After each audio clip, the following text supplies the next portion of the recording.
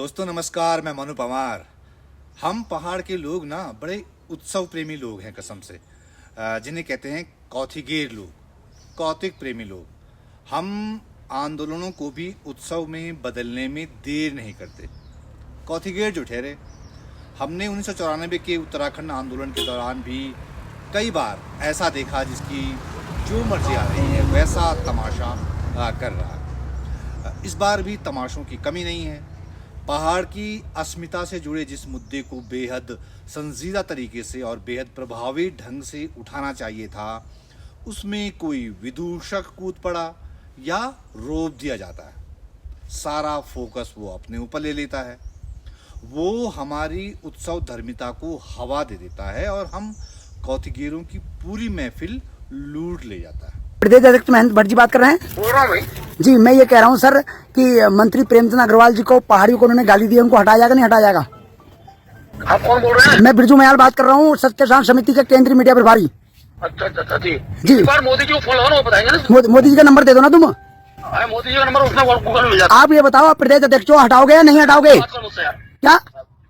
Hello, हम बिरजू मुयाल नाम के इस प्राणी पर मुग्ध हुए जा रहे हैं कि वो पहाड़ी अस्मिता के नाम पर देहरादून के गांधी पार्क में करीब 24 घंटे अनशन पर बैठा।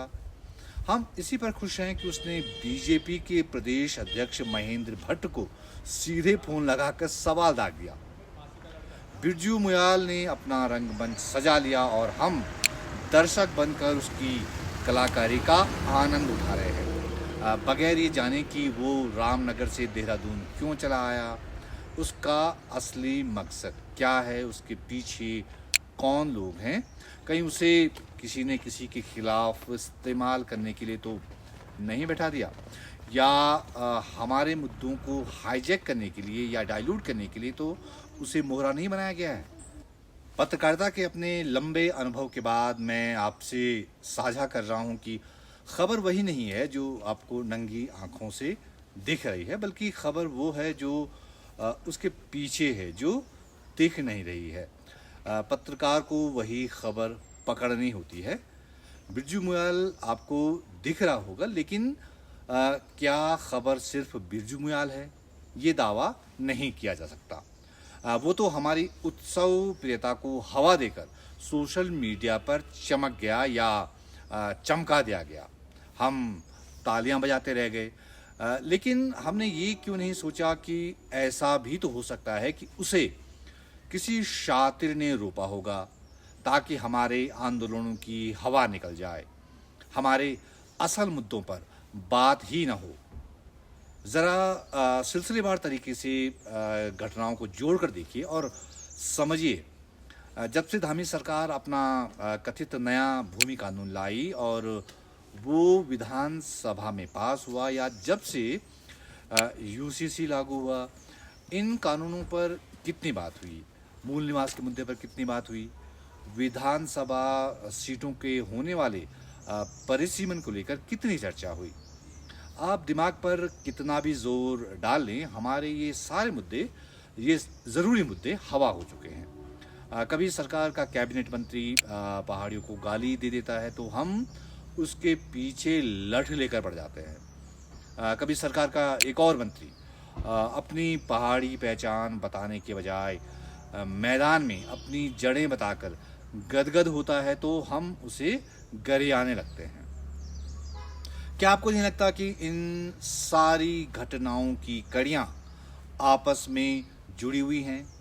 ये भी तो हो सकता है कि ये सारा कुछ स्क्रिप्टेड हो, इसकी किसी ने पटकथा तैयार की हो और ये सारे जो किरदार हैं वो अपनी अपनी भूमिकाओं को निभा रहे हों।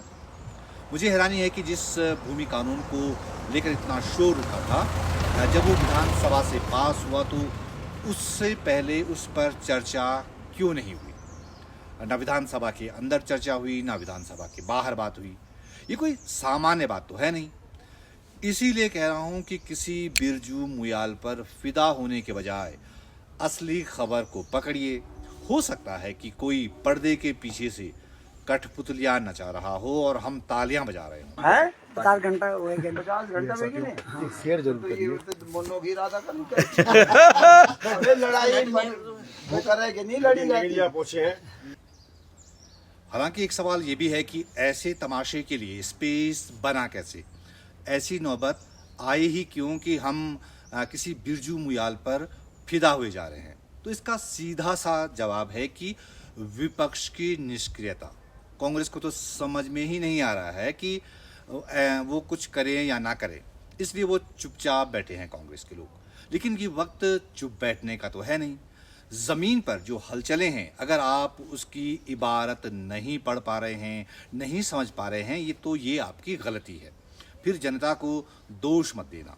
जनता तो किसी विदूषक से ही काम चला लेगी। लेकिन ऐसे विदूषक, ऐसे ड्रामे हमारे समाज के लिए अहितकारी होंगे, इसकी पूरी आशंका है। इसलिए किसी को हीरो बनाने से पहले सावधान, ये जरूर जांच लें कि उस हीरो का डायरेक्टर कौन है। मुझे उम्मीद है कि आप इस बात को समझ रहे होंगे। मुझे आपकी प्रतिक्रियाओं का इंतज़ार रहेगा। आप अपने कमेंट्स ज़रूर लिखिएगा और इस वीडियो को लाइक शेयर तो आप करेंगे ही।